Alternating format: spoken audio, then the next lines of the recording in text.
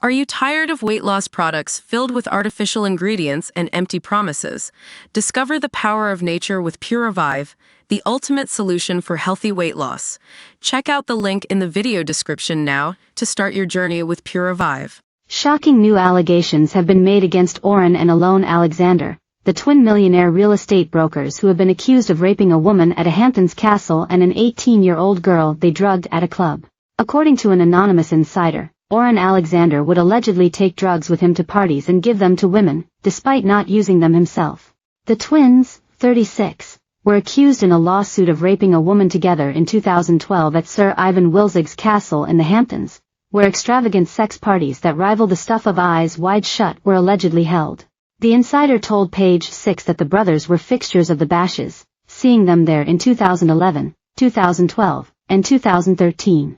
They'd be out most weekends, the source revealed. Ivan would host them.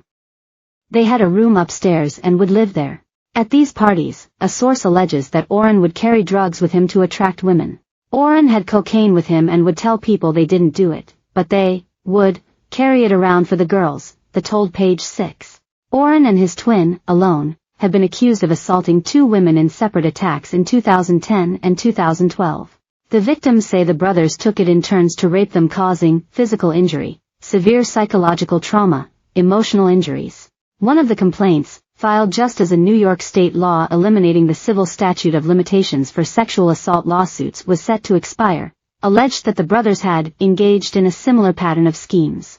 A lawyer for the brothers told The Real Deal that the allegations were false and called the filing a total shakedown.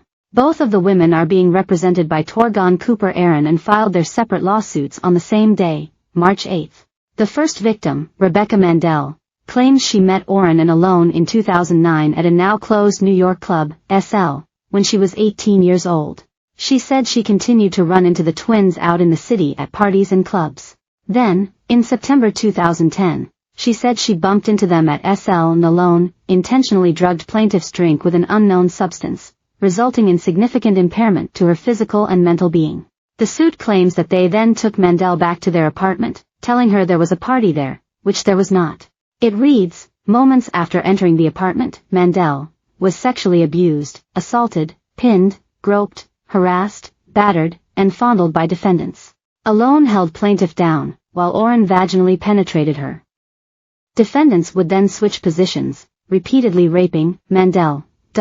The second victim, Kate Whiteman, alleged she was raped by the two men in 2012 at a castle in the Hamptons, owned by Ivan Wilzig and known as Sir Ivan's Castle. Whiteman met the brother in 2008 in New York, and repeatedly declined Oren's requests to go out with him, according to the complaint. It reads, on many occasions, Alon would sometimes pretend to be his twin brother Oren, trying to help his brother and call or text plaintiff on Oren's behalf.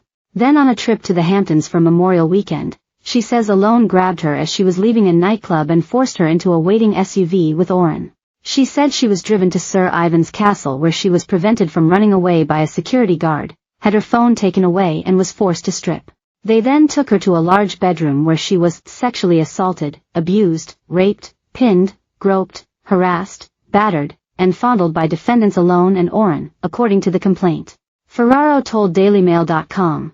This suit was brought public after Mr. Alexander chose not to give in to a demand in the tens of millions of dollars. We are confident this matter will be resolved in Mr. Alexander's favor given an extensive collection of powerful evidence including phone records, text messages, emails and other documents whose content clearly debunks these claims. He also called Mandel's case very bizarre. The defendants have until August 19 to respond to both lawsuits.